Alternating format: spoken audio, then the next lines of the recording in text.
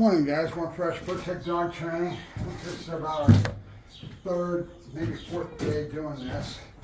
And I didn't want to film every day because it gets boring just watching the same thing, but I want to make a couple accent points in regards to what we're doing here. We're stressing the dogs out very minutely from what I can tell with the whole program. I've done it a few times, but I'm kind of observing right now as far as their whole reaction to it. And the first day they were just kind of lumps on a log. The next day they were squirming and pushing against me and not liking the bit. And it's all about survival of the fittest. It's that whole even handling them stresses them out, right?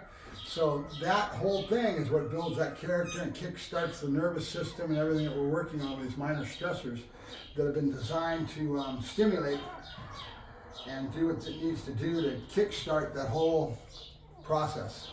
Better heart rate, better cognition, better everything. It's kind of like a juice, a head start. And with working dogs, it's all the more important because they're going to be going through a lot of stress in life and dealing with pressure. And they're not a pet; they're a working dog. And that being the case, there's going to be times that they go to police work or whatever that this whole thing that doesn't seem that important is going to be everything. Everything is a foundation laid on a foundation and step ladder. Everything we do with the puppies through their whole development, right? From now till 6 weeks of age, 8 weeks of age, and be weaned at 6 weeks. I don't let my puppies go until they're about 8 weeks. I want that interaction with mom and puppies to be there so they learn and grow. And their development is so fast in these time periods, all the way up to about 6-8 months, right? Even a year and a half, 15 months of age, the dogs are learning. But when the early development, that early imprint that you do with them is everything, right? People, places, things, a lot of environmental type of work that I totally believe in and I do. So we're going to be doing all that, right? All right, so we're going to grab one at a time here. 1002, 1003, 1004, 1005. 1001. She's getting more and more used to this, which means she's more and more insistent. 1, 4, 5. 1, 2, 3, 4, 5. Excuse me, I forgot my towel. And that's going to be. Well, let's go ahead and use this. I can put them on the plastic. And I'm trying to switch feet. So I started with this foot and I went to the other one. Each day I kind of pick a different foot to tickle the toes, right?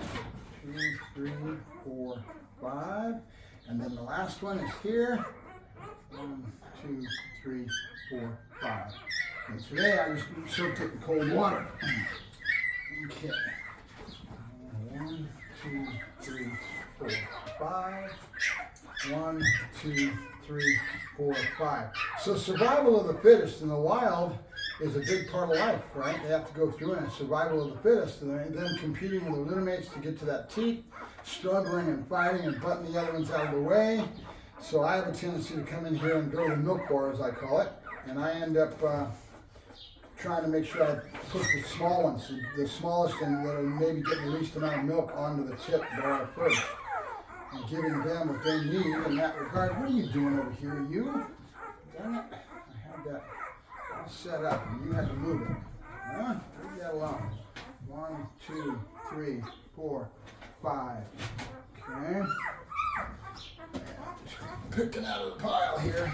Like this one's a little smaller, and this is a boy.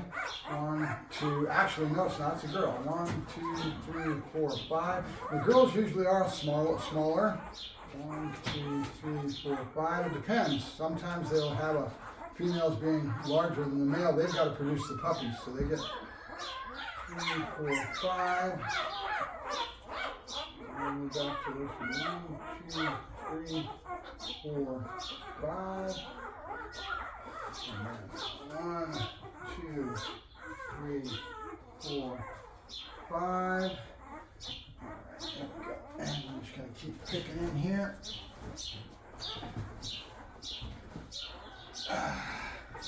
So, stressors, in other words, aversive stressors, it's important to understand and put that in the mix when you're doing this, the boy, in the working dogs, because they have to deal with stressors in life in general as far as dealing with doing their job on the street, right? 1, 2, 3, 4, 5. So it's important that we have the right attitude.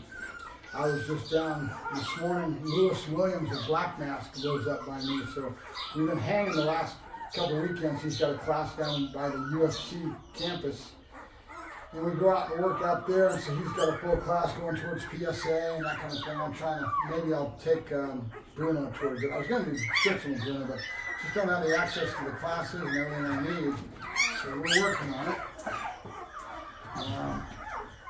But I've got Bruno, the Czech Shepherd, and 1, 2, 3, 4, 5. A little girl with some nice color, huh?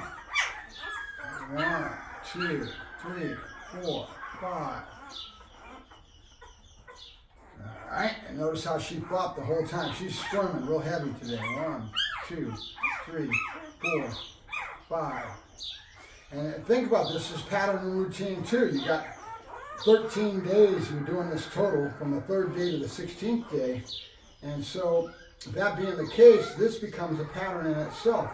And dogs learn from pattern and routine.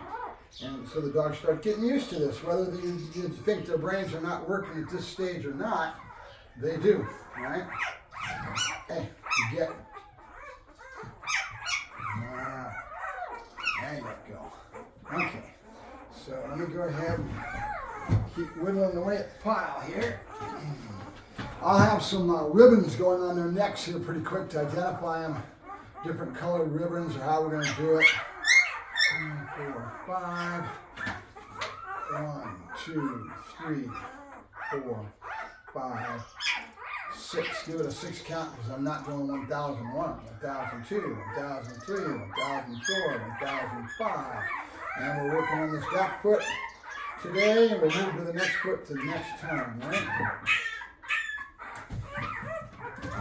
And this squirming and this fighting didn't happen the first day, but now they know what's going on. They're full of fight, piss, and vinegar, which is I love to see. Because this dog has been, these guys, Dutch Shepherds, have been bred for like 200 years to work. They're a working canine. And everybody wants to have something like that. They think it's great when they see my videos or see other people's videos talking about all this. And people think they want them. They're not a pet. And I try to tell people this, and what happens is that I start yakking so much and telling you and expressing my attitude about the clients that I want, the type of customer that I want. And so people hear me talking about that and they get it wired. So now when they come up to go through their screening process and all that, and I'm trying to get to know them and make sure they're the right type of a person that I want to have my dogs, because I want them to go to working homes. I don't want them to just be sitting on the couch. I want them to be out there representing what I've got and have people that are into it. So that being the case, you end up with people knowing what you want to hear. So they're going to tell me what I want to hear. That's the first thing I learned when I went through about 2-3 litters with Rocks and Arrow, screening the people, and a couple of them didn't work out, and I realized right away it's because they tell you anything you want to hear to be able to say, oh yeah, that's a good prospect for a client for having one of my dogs. And then it goes sideways because they didn't have anywhere near the lifestyle that's going to match and really put the energy and the knowledge into what they're going to do with puppies. And so then they end up affecting that puppy, and it doesn't work out. 1, 2, 3, 4, 5. Because people always think that they know what they're getting into, and they don't have a clue, right? These dogs are very strong, strong-willed. The bloodlines that I have are very tenacious, and they don't play, okay? They are not a pet, and I try to tell people this. I've got 2 of them that went sideways in 3 different litters, males, and each one of them have problems with their owners. One the guy still has and has turned into a pretty dang good trainer. He's in the LA area, and the dog that he's got, you would be amazed at the thing this guy's got this dog doing. The dog's just amazing. It's right side, left side, in between, spinning right, left. Just the dog works like a champ when he's on the field, but he's got a little bit of an edge to him where he ended up nailing the guy 3 and 4 times. The last time pretty badly, and the guy was going to get rid of him and put him down, and he decided to keep him. So it's all about understanding that how much is management and how much is training, right? This dog doesn't do well in a house environment because he's a cocky Dutch Shepherd. When I come up the leash on you or whatever it may be, they get little quirky behaviors and you've got a problem. So keep it in mind, these dogs are not pets and they're not for everybody. I got another guy that's back in the southern states, a kid that got one from me, and that dog started to do the same kind of thing. It's because he was treating the dog, same thing with the other customer, both of them had the same problem. They're treating the dog like they're their pet. You let them sleep on the bed, and then the dogs don't do well with that. Certain breeds, these dogs are stout. They're very dominant in nature, and very much so. If you don't understand how to balance that relationship dynamic, you're going to run into problems, you know. There's no two ways about it. This dog is not a pet. And again, the problem with it is that people that don't have the qualifications or don't give the dog the lifestyle that he deserves and give the dog a job, like you hear me talking about, end up having the dog go sideways on them, and then they end up going to the pound or giving the dog to somebody else who starts, and it's always a problem, and the only one that suffers in the end is the dog. And that's just lack of experience and that human factor that you hear me talking about. All the human side's a lot harder than for me to deal with than the dogs themselves. I've been doing this my whole life, so it's a matter of trying to deal with the human factor. A lot of reasons that I don't do competition and all that. Not that I won't. Sooner or later I might. I've been hanging around Lewis with Black Mask, and I might get into PSA with Bruno, but it's going to take the right environment for me to stick there long enough to really go after the competition. And I'm hoping me and Lewis knowing each other for 30, 40 years. We go way back to when he used to have a class in LA up on a hill. I remember this big old grass area that they had. Him and O.J. McKnighton, who just passed, by the way. There's a lot of history that goes back into what we were doing, training dogs back then, and the people that we've passed in through our lives and all that. O.J. was a great example of being a mentor. A lot of kids have passed through that man's world, where he was a big mentor and a big effect on their lives. And you see the write-ups, you see today, there's a lot of posts coming out today on Facebook talking about O.J. and a lot of people that he's touched over the years, right? Well, I used to see him and Lewis at the park with Caesar. I would drive by with Caesar. We'd go on our little route. We'd be taking the dogs out into the public to go work the animals and let them, all his pack, go out and do their exercise.